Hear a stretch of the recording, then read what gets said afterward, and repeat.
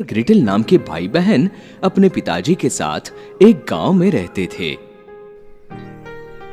उनके पिताजी जंगल में लकड़ियां तोड़कर खाने पीने के लिए पैसा इकट्ठा करते थे। उन बच्चों की एक सौतेली माँ थी। वो बहुत बुरी थी।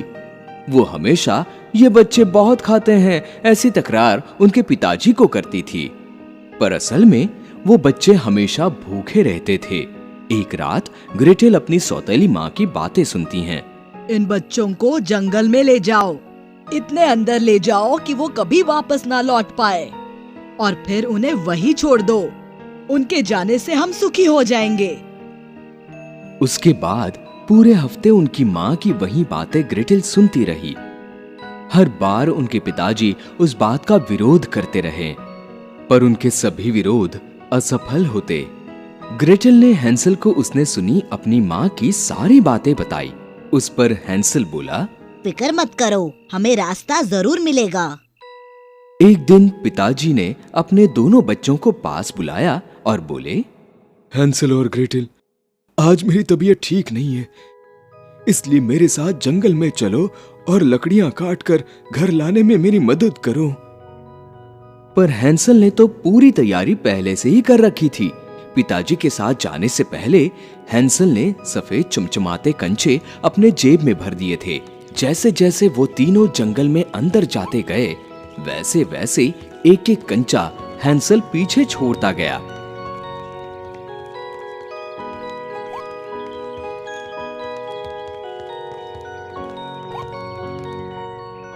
बहुत दूर चलने के बाद पिताजी ने अपने बच्चों से कहा, मेरे प्यारे बच्चों, तुम्हारे लिए कल रात के खाने में से मैंने कुछ रोटियां बचाकर रखी हैं, खा लो इन्हें, तब तक मैं तुम्हारे लिए पानी लाता हूं।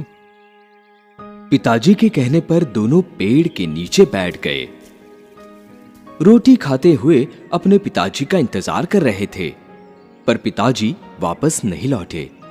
उस घने जंगल में जैसे जैसे अंधेरा बढ़ने लगा, वैसे बेचारी ग्रेटेल डरने लगी। हमारा डर सही निकला, हमारे पिताजी हमें छोड़कर चले गए। पर तू चिंता मत कर, बस मेरा हाथ पकड़कर मेरे साथ चलते जा, सब ठीक हो जाएगा। रात के अंधेरे में चांद के किरणों में हैंसल ने छोड़े हुए कंचे चमक रहे थे। उन चमकते कंचों के प्रकाश से दिख रहे रास्ते पर हैंसल और ग्रेटेल तेजी से पूरी रात चलते रहे।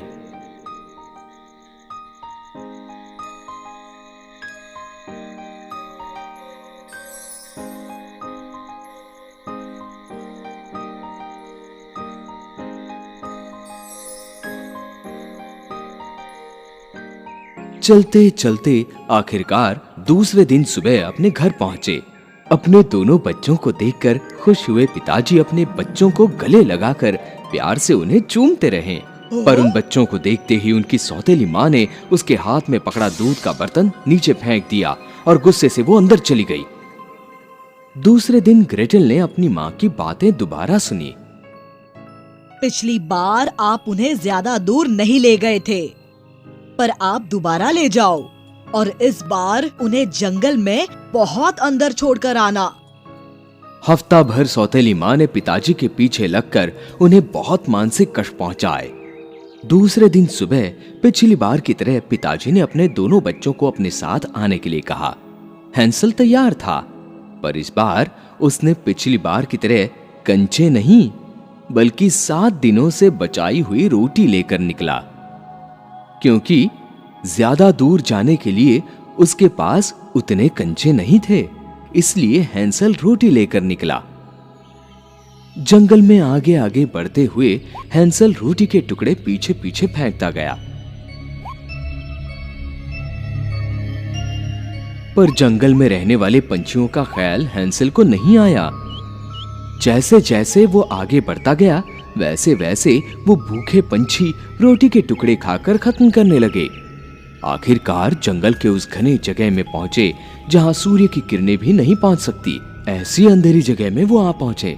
पिताजी ने उन दोनों को खाने के लिए रोटी दी और कुछ झूठा बहाना बनाकर वहां से निकल गए। जैसे जैसे रात का अंधेरा बढ़ता गया, वैसे वैसे बेचारी ग्रेटेल रोने लगी। हैंसल ने उसे समझाया। अरे रोना मत ग्रेटेल, पिछली बार की तरह हमें इस बार भी रास्ता मिल जाएगा। पर इस बार हालात कुछ अच्छे नहीं थे। हैंसल ने फेंकी हुई रोटी का एक भी टुकड़ा नजर नहीं आ रहा था।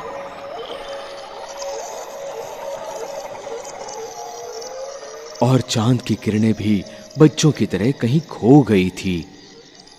जंगली जानवरों का चिल्लाना और अकड़ाने वाली ठंड के कारण दोनों भी डरकर एक पेड़ का सहारा लेकर दूसरे दिन के सूर्योदय का इंतजार करते रहे।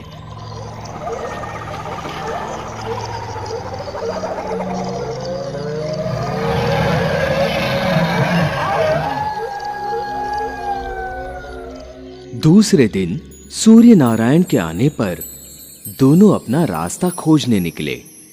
पर वो दोनों अपने घर से इतनी दूर आ गए थे कि पूरे दिन जंगल में भटकने के बावजूद उन्हें उनका रास्ता नहीं मिल सका।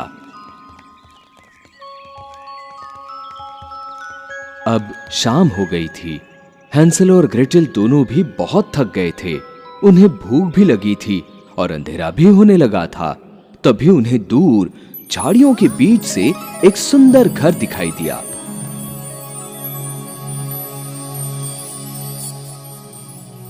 दोनों भी खुशी से भागते भागते उस घर की ओर गए।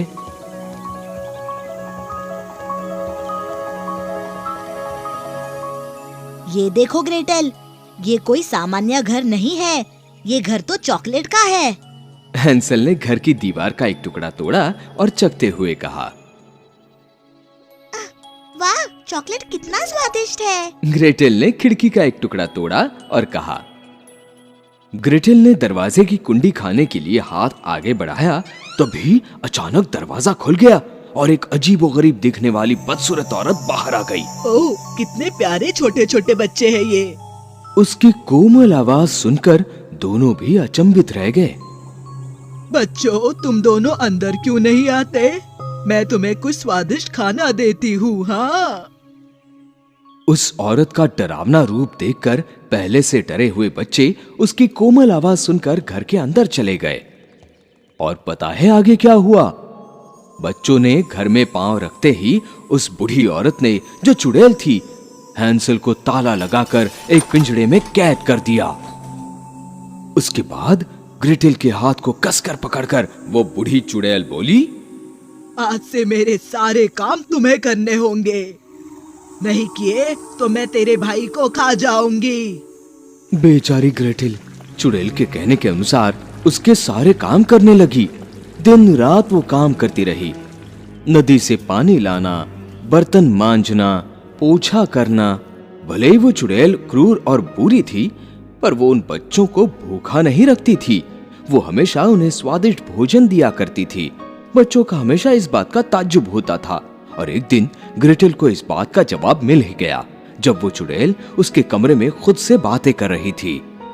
मुझे देखना होगा यदि वो लड़का खाने के लायक मोटा हुआ है या नहीं। चुड़ैल के कपटी पारी को जानते ही ग्रेटेल ने तुरंत अपने भाई के पिंजरे की ओर दौड़ लगाई और उसके हाथ में मुर्गी की हड्डियां देकर उसके कान में कुछ फुसफुसाने लगी। उतने में ही वो बूढ़ी चुड़ैल हैंसल के पिंजरे के पास आकर बोलने लगी, अरे बच्चे, मुझे तेरी उंगलियां दिखा जरा। चुड़ैल को साफ दिखाई नहीं देता था। ये बात हैंसल और ग्रेटेल को पता थी, इसलिए हैंसल ने उसकी उंगलियों के बजाय मुर्गी की हड्डियां बिना डरे बाहर निकाली। हड्डियों को छूते ही चुड़ैल को बहुत गुस्सा आया। अरे, ये अभी भी इतना दुबला कैसा? मैं इसे इतना खाना खिलाती हूँ, पर वो सब जाता किधर है? कुछ दिनों बाद चुड़ैल दोबारा हैंसल की उंगलियां जांचने गई, पर हैंसल ने वही मुर्गियों की हड्डियां बाहर निकाली।